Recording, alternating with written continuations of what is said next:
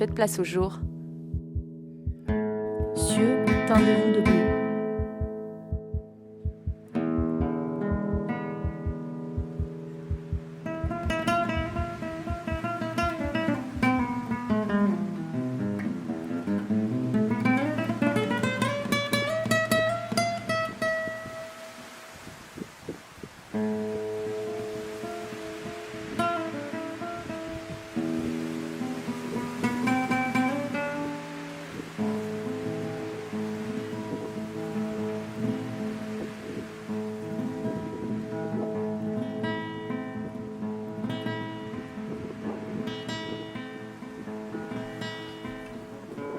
En ce début d'été, direction les Pyrénées espagnoles et son parc national des Los Encantas, pour le Carrosse des Phoques, surnommé aussi randonnée des 1000 lacs. Jamais entendu parler ? Moi non plus. Mais c'était avant que Marie ne me fasse rêver d'images de vallées enchantées. Alors, il y a quelques mois, l'hiver commençant à se faire long, le spectacle des arbres dénudés se faisant monotone, au détour d'une conversation téléphonique, le projet prend forme. Semaine bloquée début juillet, billets de train réservés, carte au 25 millième commandée, je nous vois déjà randonner dans cet écrin de verdure. Nous y voici. Arrivé chez Marie, c'est l'heure des derniers préparatifs. Et puis une coproculture pour examiner ses sels parce que c'était 12 cuillères. Tu en as combien? Tout poids superflu doit être éliminé. Tout aliment compté, chaque repas rationné. Je parviens non sans mal à convaincre Marie de laisser une bonne moitié des 10 kilos de fruits secs qu'elle comptait porter. Elle me ferait presque douter. Nous avons des besoins alimentaires complètement antinomiques. Je serais capable de me restreindre à 3 bouchées pendant 10 jours si cela m'évite des douleurs de dos. Marie, quant à elle, mangerait le repas de 3 personnes pour recharger ses batteries.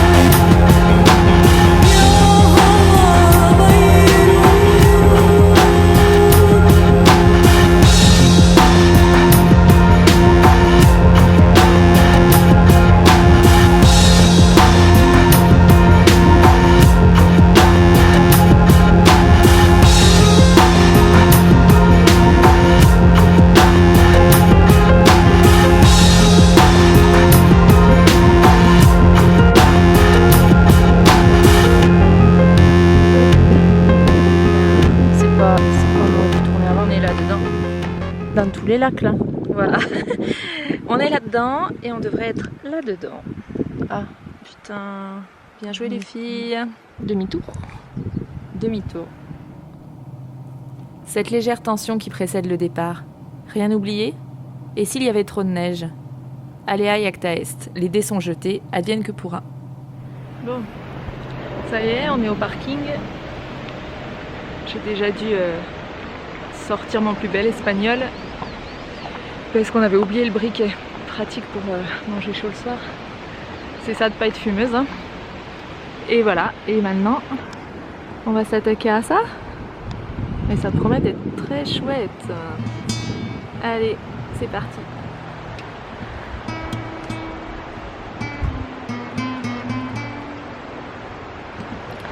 Bon Marie, comment tu sens ce sac à dos? Je le sens pas. Une plume. En courant alors. Premier jour, premier quart d'heure.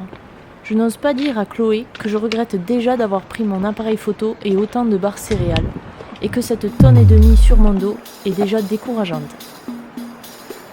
Premier quart d'heure de doute, où tu te demandes dans quelle merde tu t'es mise, et puis tu regardes ta super copine, radieuse, le sourire jusqu'en haut des oreilles.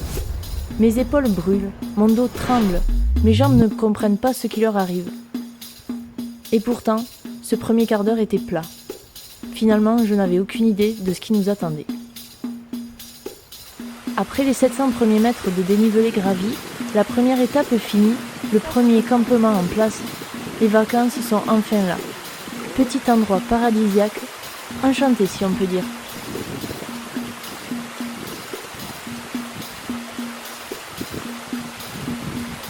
Je crois qu'on s'est trouvé notre petit coin paradisiaque.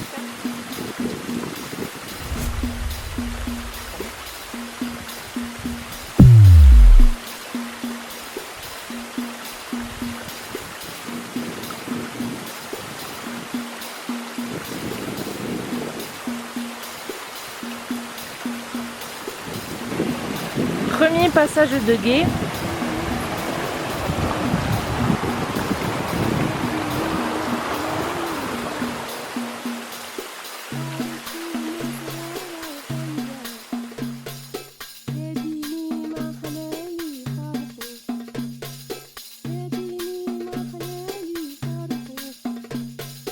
Après une nuit à écouter le grondement de l'orage lointain, priant pour qu'il reste lointain, il est temps de repartir après 2 tartines de pain avalées. Alors après une bonne nuit, un bon petit déjeuner.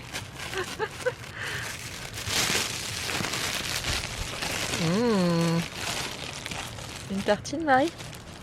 Oui, hein. Alors, bon, deuxième étape. Aujourd'hui, on va rentrer vraiment dans le parc. Et c'est là que ça va devenir compliqué de bivouaquer. C'est interdit, tu vois. On verra si on rencontre quelqu'un ou pas. En attendant, regarde, c'est trop beau.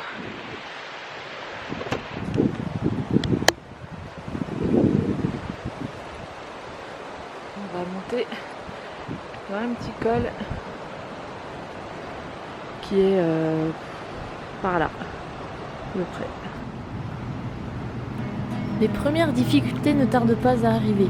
La fonte des neiges complique la traversée du premier cours d'eau, et alors que Chloé l'enjambe tel un chamois, Lisa, hésitant que je suis, traîne avant de se décider.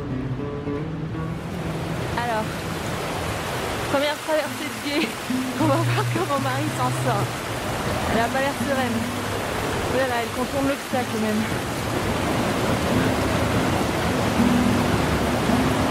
Effectivement.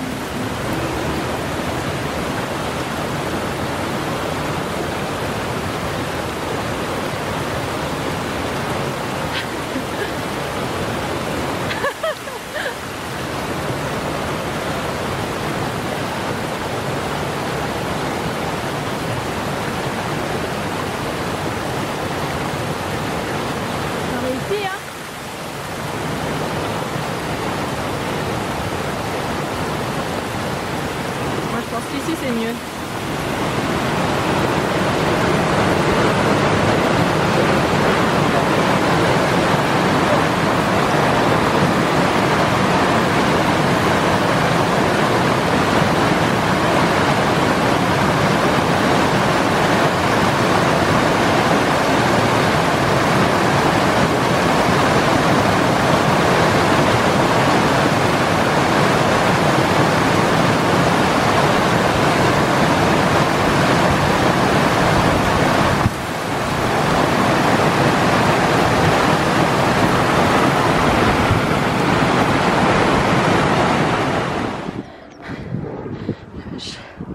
Ça monte droit dans le pendu.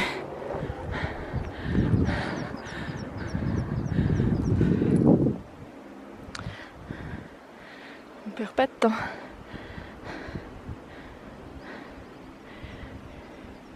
Ça va, Marie?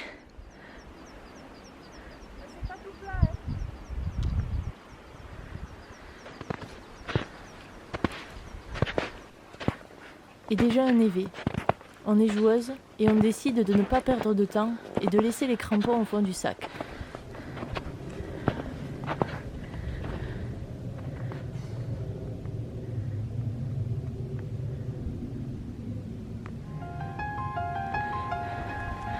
Le premier gros col.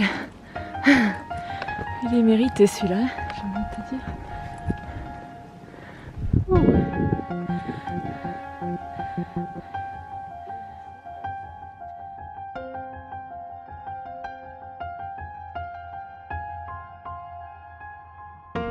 après une demi-heure dans les blocs de granit avec l'activité et l'agilité de tout sauf d'un isard, voilà la manucure. À la fin du voyage, elle sera plus comme ça. Nous avons retenu la leçon. On se dépêche de chausser les crampons pour voler sur les langues de neige restantes pour la descente.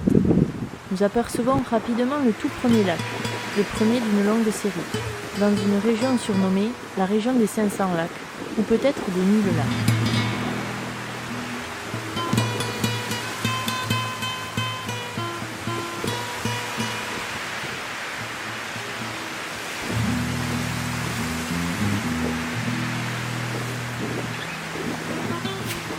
Puis se succède un deuxième lac, dans un décor à couper le souffle. Des pics jaillissent parsemés de nombreux névés qui s'élèvent vers les nuages.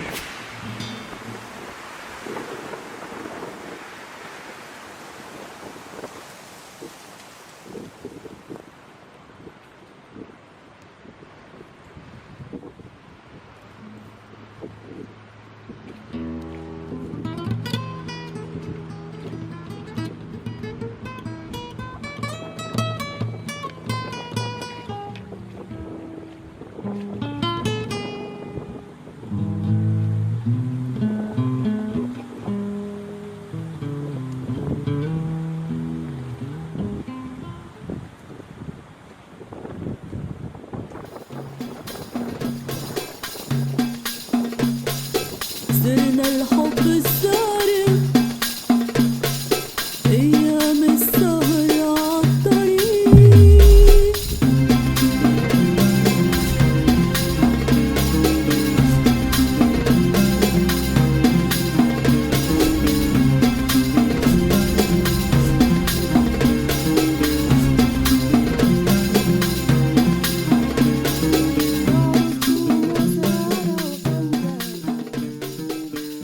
Ces moments de rêverie sont une fois de plus rappelés à l'ordre par un léger problème.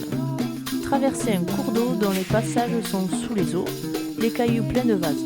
On remonte alors le lac pensant le traverser par son opposé. Mais même problème. Il n'y a pas d'autre solution que de déchausser, traverser pieds nus, garder l'équilibre, malgré les pierres qui glissent, l'eau glacée et les 16 kilos sur le dos. Finalement, ça fait ressusciter les jambes. La suite de cette première journée n'en est que plus belle. Des lacs, toujours différents, du vert, du bleu, du rose.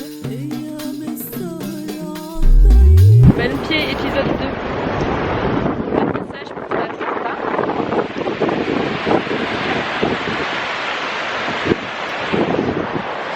Donc, on fait des choses, on va encore traverser le pied. Génial.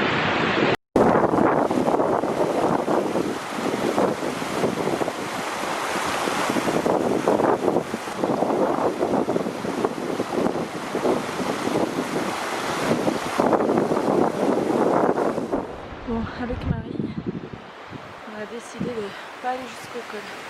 Beaucoup trop loin. On a passé la journée dans des blocs rocheux, on n'a pas avancé. Donc on va passer ce verrou glaciaire là.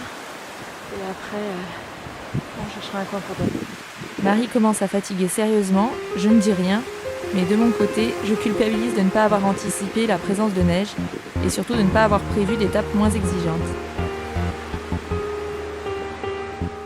Il faut parfois rester humble et revoir ses objectifs à la baisse. Il se fait tard, le col semble loin et très enneigé. Mieux vaut s'arrêter sur ce joli petit replat et compter sur une bonne nuit pour nous remettre Voilà, de tout deuxième cela. soir. On est dans un endroit encore magnifique. C'était dur aujourd'hui, on a un peu présumé de nos forces. Je sais pas trop ce que ça va donner. Mais en tout cas, on s'est trouvé encore un petit bivouac magnifique. Tu vois la tente là-bas? C'est génial. C'est un endroit magnifique, c'est très rocailleux, c'est ça qui fait qu'on se plante un peu dans les horaires, mais il y a de l'eau partout, c'est splendide, c'est un petit paradis.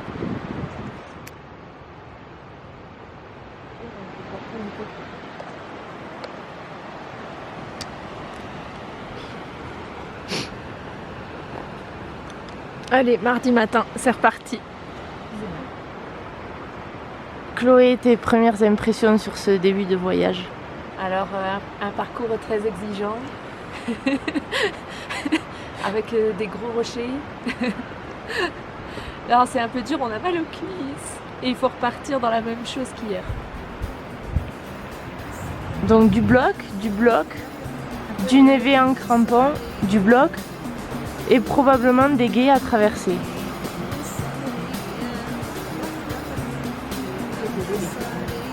Oui.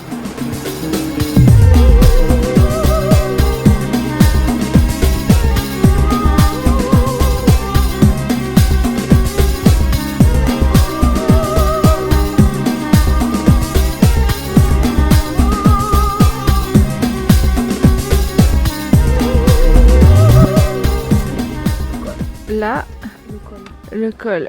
Ici, on est descendu là, au refuge, au lac. On a dormi par là. Et ce matin, on a fait ça.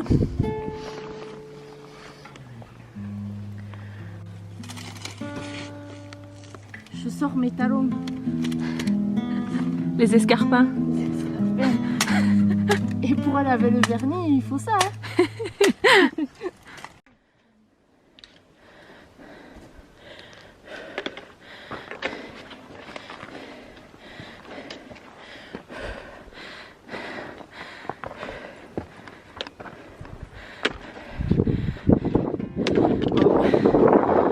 Oh la vache. Oh là là.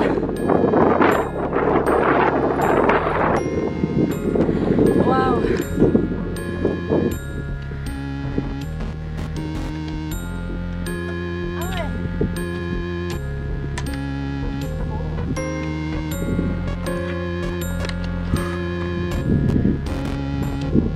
C'est incroyable ce lac encore. Vas-y.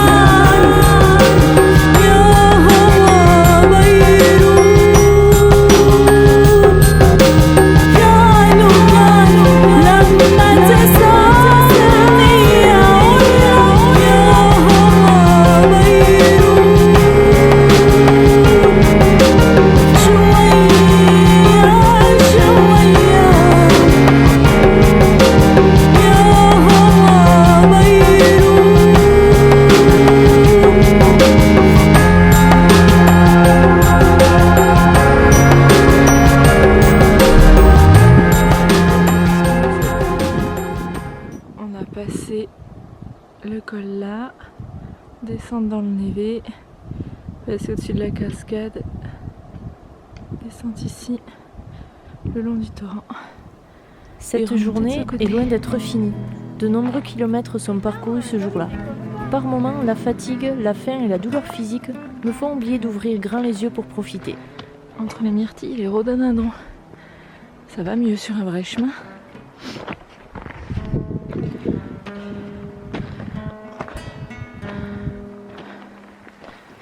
Encore une étape finalement trop longue. Je relativise, le premier village n'est jamais très loin du sentier, et bien qu'il faille toujours envisager tous les scénarios possibles en montagne, nous ne sommes pas prêts psychologiquement à ne pas réaliser l'intégralité de ce parcours. Ce serait un réel échec, un peu idiot, soit, mais l'orgueil n'est jamais un sentiment ni réfléchi ni raisonnable. Enfin, arrivé au camping.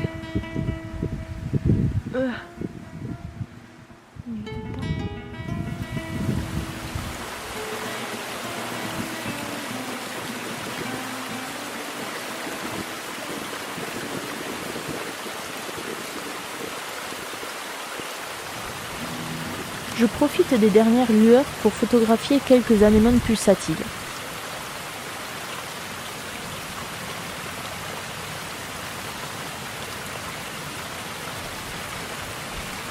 Et le soleil.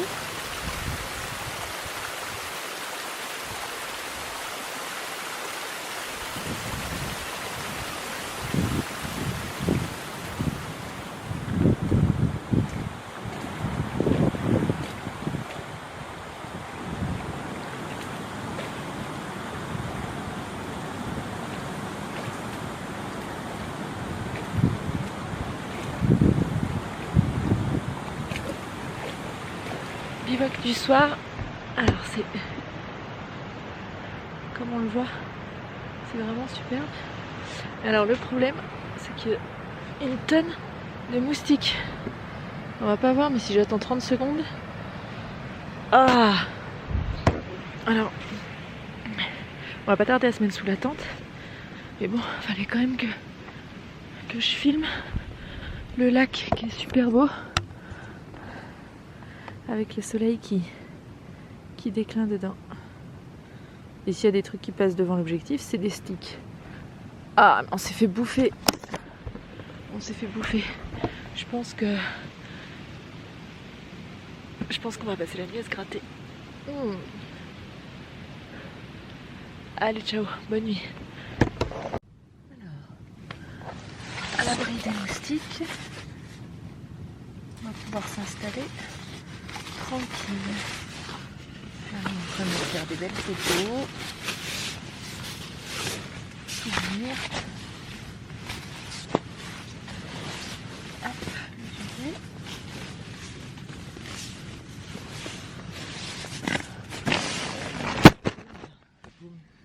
Désolée. Ça pour demain. Allez, c'est cool.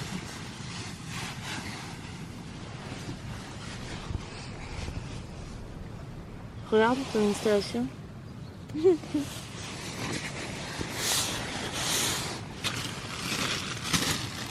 Pas organisé comme toi. Hein. Bah, tu fais des photos. Moi, je me couche. Mais ça passe là.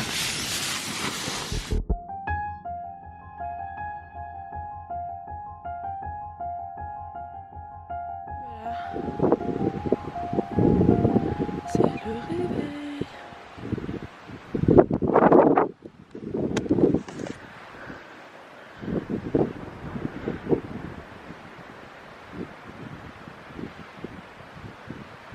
Bon, c'est reparti.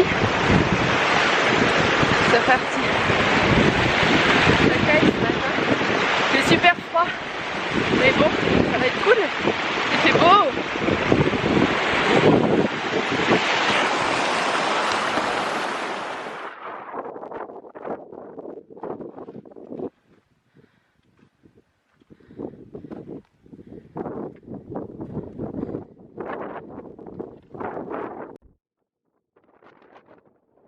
Aujourd'hui, le chemin est régulier, descendant dans une moraine entre lacs artificiels. Nous couvrons rapidement une bonne distance, ce qui nous rassure sur nos capacités à prévoir un itinéraire et à s'y tenir.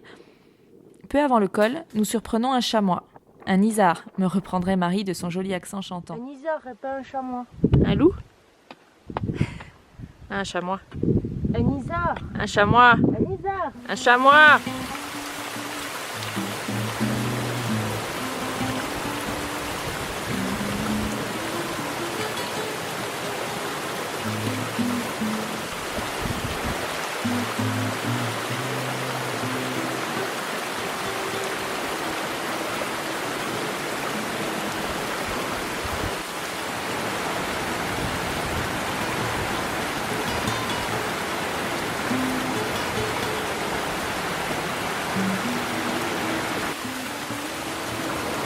Il est sympa ton t-shirt, Marie.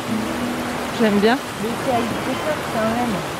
Par contre, tu feras gaffe, faudra que tu mettes de la crème là derrière parce que c'est quand même, tu sais, c'est échancré dans le dos.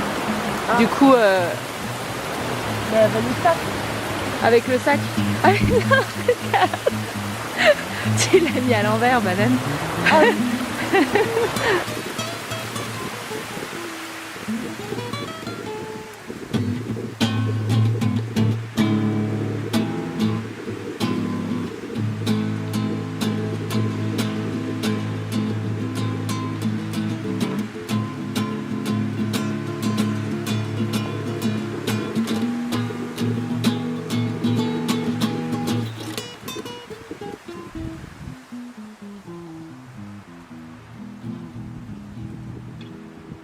les balisages plutôt rares font que le retard s'accumule. J'ai du mal à avoir l'esprit tranquille et profiter du plaisir de marcher. Au fond de moi, je sais qu'on ne pourra pas boucler la boucle. Non, ça.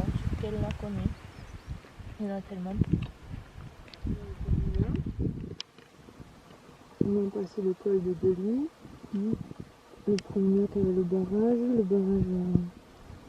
qu'on a traversé. Alors, après réflexion et étude approfondie de la carte et de diverses solutions envisageables, on a choisi de tronquer la partie est du parcours et de franchir un col au lieu de 2.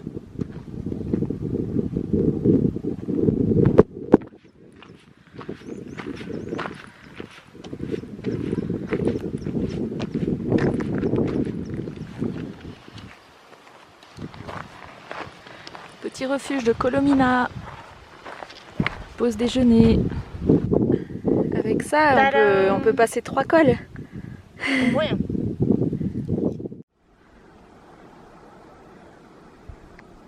Ouais, bah ça va être un peu raide.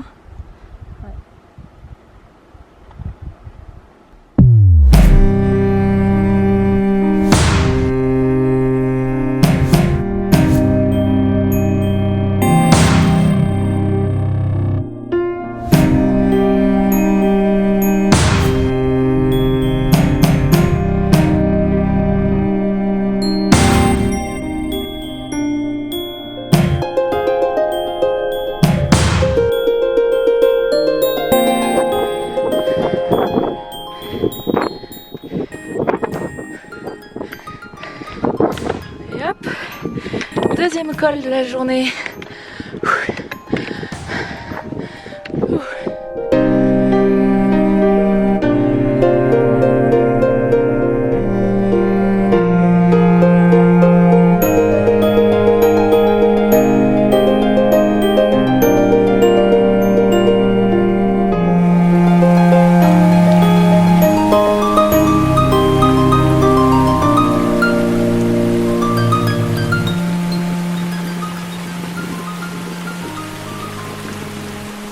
Enfin, on marche sur un vrai chemin, pas de neige, un tout petit névé avant d'arriver en haut du col. Le dernier col du jour.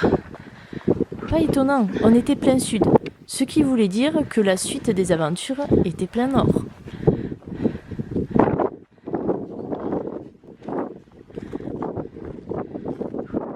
C'est avec une certaine boule au ventre que nous avons tenté de chercher du regard une trace dans le névé pentu. Mais rien. Nous voilà donc plantés au milieu des 2 plus hauts pics du massif, seuls, en plein courant d'air. Alors, on vient d'arriver au dernier col, mais on risque d'avoir une descente un petit peu technique. C'était pas prévu. Alors, on va ranger les appareils photo pour avoir les 2 mains libres. La peur nous prend. La descente derrière le col est encore chargée de neige et la pente abrupte.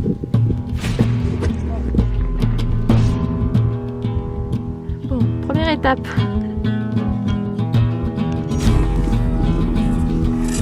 C'est ça.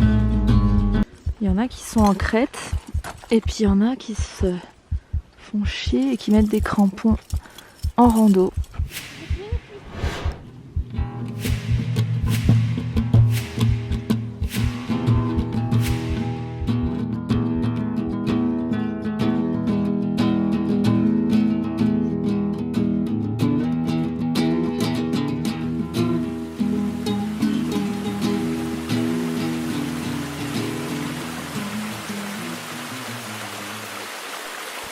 La neige a le sérieux avantage de recouvrir les blocs. Sitôt disparue, elle dévoile ces gros rochers qu'il est si compliqué de franchir, surtout en fin de journée. Petit à petit, les rochers se font moins nombreux pour laisser place à une verte vallée où court un joli torrent.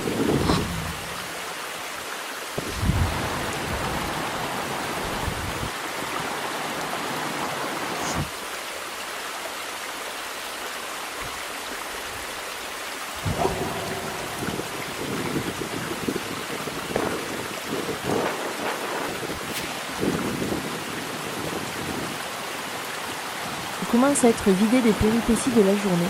Chloé ne dit rien et avance d'un pas toujours aussi décidé. On multiplie les pauses graines pour me donner un peu plus de force.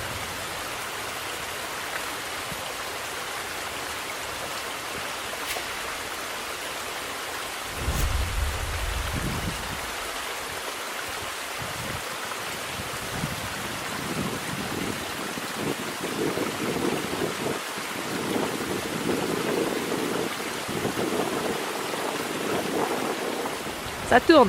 Nous installerons le bivouac aux abords d'une clairière, près de vieux arbres.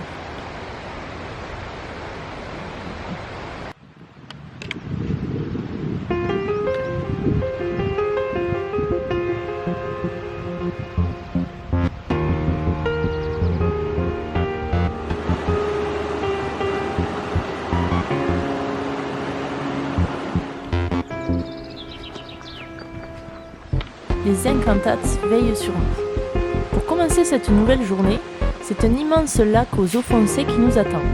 Bordé de forêts de sapins aux 50 nuances de vert, le Canada semble tout proche. Cascades, tourbières, fleurs, la variété de l'écosystème commence à épuiser complètement nos appareils photos pour le plus grand plaisir de nos yeux. On est jeudi 5 juillet. J'ai dormi avec un moustique. C'est le moustique qui a gagné. Ah, cette tronche.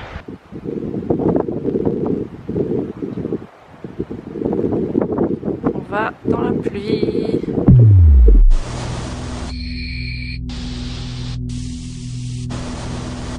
Les nuages se font de plus en plus nombreux et pour la première fois, on devine la suite de nos aventures dans le brouillard. L'ambiance n'en reste pas moins magique et agréable. Il est facile de se repérer, chemin tout tracé dans la vieille neige.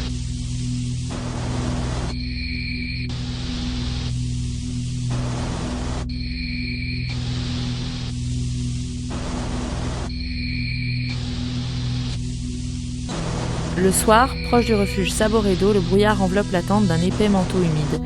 Nous sommes forcés de nous recroqueviller dans nos sacs de couchage dès 19h, il commence à pleuvoir. Dommage pour se reposer au soleil comme des lézards. Ça sera 2 tisanes pour se réchauffer, un sachet lyophilisé, pipi, les dents, ou peut-être pas, et au lit, à 20h. Le col de Sendosa est baigné de soleil et nous surplombons désormais une mer de nuages que nous prenons le temps d'admirer en nous réchauffant. La rosée accroche de petites gouttes aux herbes et la végétation en est toute pailletée d'argent. Sujet idéal pour de belles photos que Marie ne manque pas de repérer.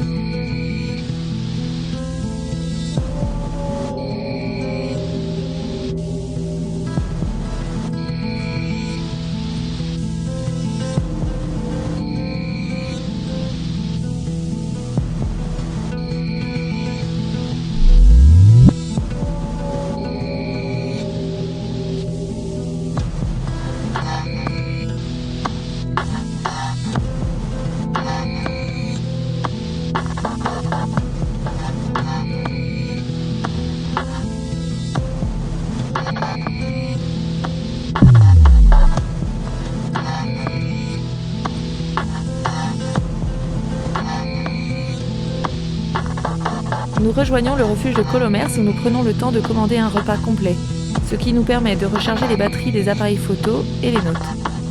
On retrouve un peu de réseau pour donner quelques nouvelles à la famille.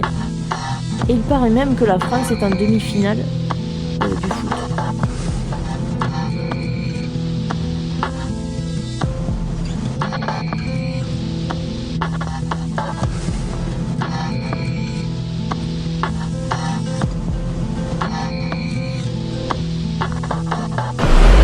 Ça recommence.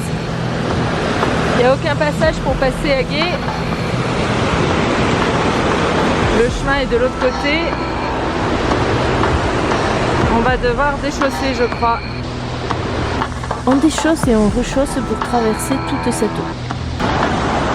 Voilà, là, en dessous. Et après, tu rejoins...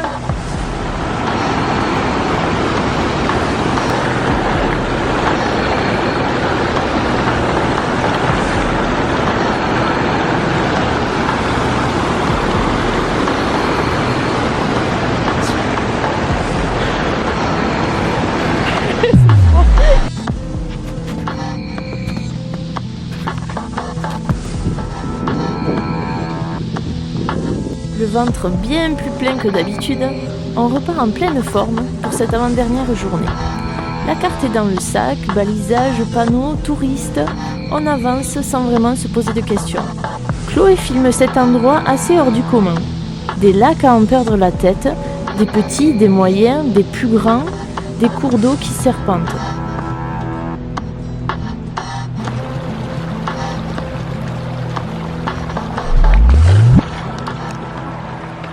Allez, c'est reparti.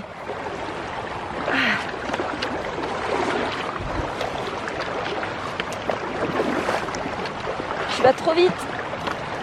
J'arrive pas à te suivre. C'est profond là où tu vois. Bah oui, mais si je veux te filmer. Mais je croyais que tu allais filmer. Ah, c'est froid. Ouf. Tu voulais des moments épiques? Épique, ouais, ça pique. Ah.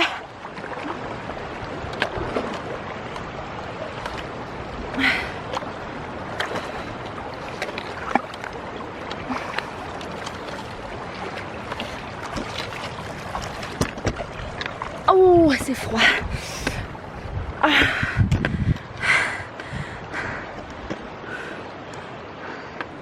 Bon, alors attends, on va s'orienter un peu parce que c'est un peu bizarre, donc on est passé le col, le lac, la rivière là qu'on est traversé 3 fois. Alors le nord. Nord. Là, le refuge était là. Oh putain. Ben, On aurait dû tourner avant. on est là-dedans. Dans tous les lacs là. Voilà. On est là-dedans et on devrait être là-dedans. Ah, Putain. Bien joué les filles. demi-tour. Demi-tour. Putain. Bon, on s'est planté. On fait demi-tour. On a fait 150 mètres de dénivelé pour rien. Puis peut-être une bonne heure de marche. Plus le reste à rattraper. Bon, on voulait passer le col ce soir, c'est pas gagné. Mais Marie là, on la suit plus quoi. Je dis pas le coup d'accélérateur qu'elle a mis. On trouve des copines en route.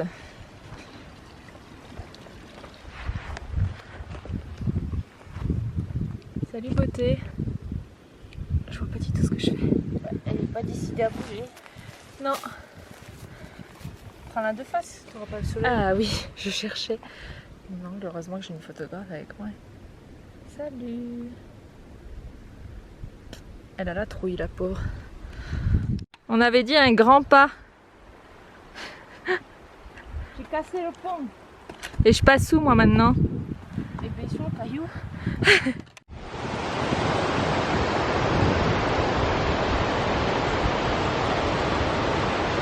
Bon, ça permet d'admirer le paysage dans l'autre sens.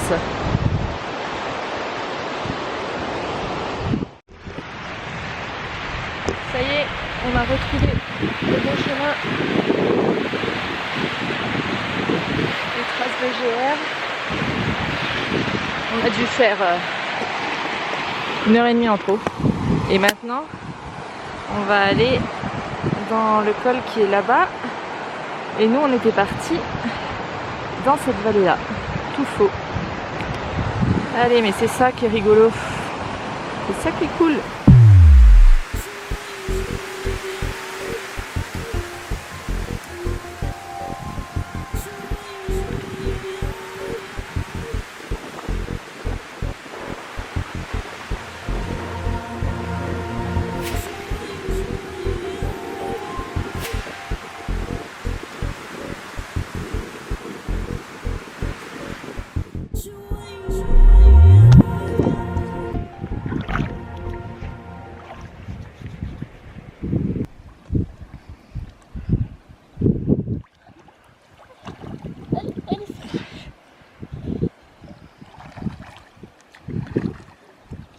Attends, je me lave. C'est bon, c'est lavé. Cette fille est une grande malade.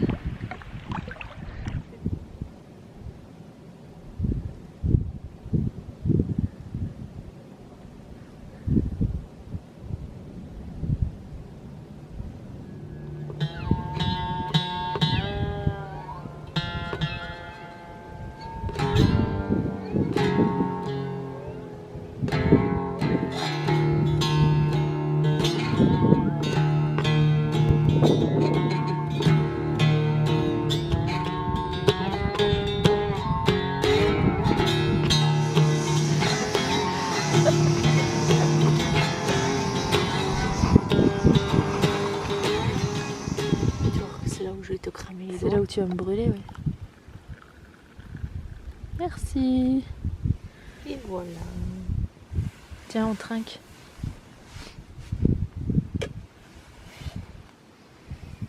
Chin. Chin. Aux incantats. Réussi. Attends, Il reste demain. Un magnifique coucher de soleil clôturera cette dernière soirée sans un nuage. Sans un nuage, donc bien froide. Le sol n'étant pas des plus réguliers, le sac à viande et quelques vêtements servirent à boucher les trous. Je dors pas, j'ai bien trop froid. Debout là-dedans. C'est l'heure de se lever. Il y avait des bêtes, C'est le dernier jour. il y avait des bêtes et des vers de terre. Raconte-nous ta nuit, Marie. J'ai pas dormi. J'avais mal aux pieds, après un dépercuté. Alors je suis sortie, il y avait de belles étoiles, j'ai fait des photos. Et puis après j'avais froid. Et il y avait des vers sur la tente. Et des bêtes qui gloussaient. Et un truc qui éternuait. Alors ça faisait peur. Alors j'étais réveillée. Et j'ai pas dormi. Oh.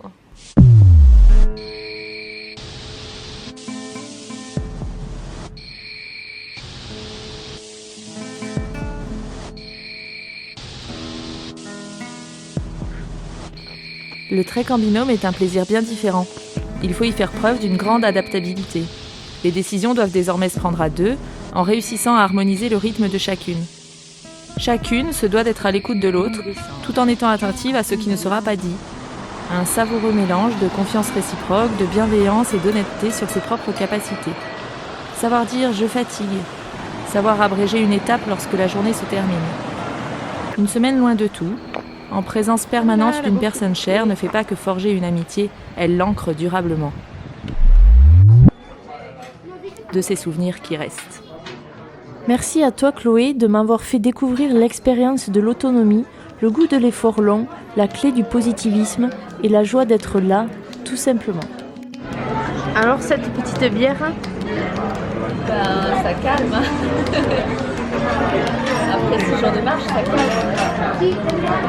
ça réhydrate. C'est bon pour la récup. Voilà.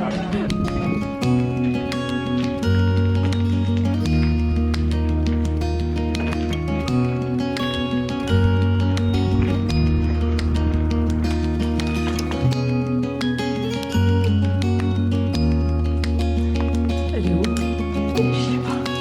Dans la voiture. Oh putain.